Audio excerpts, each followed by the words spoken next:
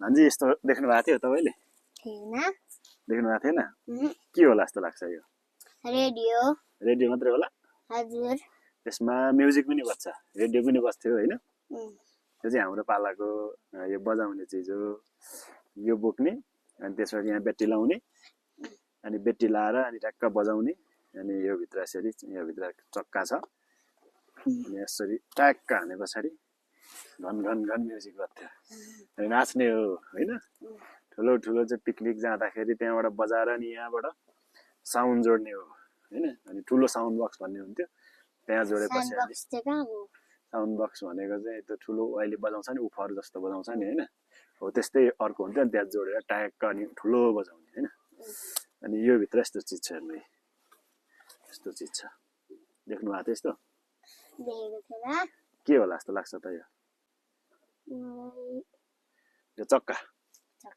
यहाँ चाहिँ गीत हुन्छ, जस्तै अहिले हामीले गीत सुन्छौँ नि, म्युजिक सुन्छौँ नि, त्यस्तो चाहिँ एकपट्टिबाट बज्दै जान्छ होइन? जस्तै एकपट्टि सकिन्छ नि यहाँनिर, यताबाट यसरी बजायो अनि यताबाट बजेर यता घुमेर यता सकिन्छ होइन?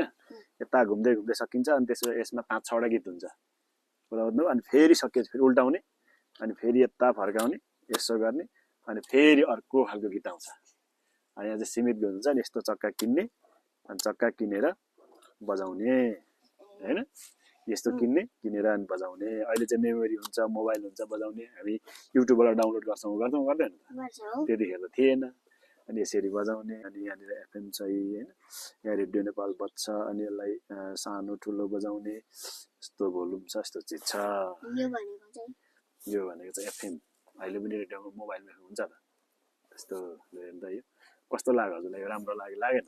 लाग्यो। यस्तो हजुरले देख्नु भएको छ भने कमेन्ट गर्नु होला, देख्नु भएको छैन भने पनि देखेको छैन भन्नु होला। हामी यसको बारेमा भान्जी भएर बुझाउँछौँ।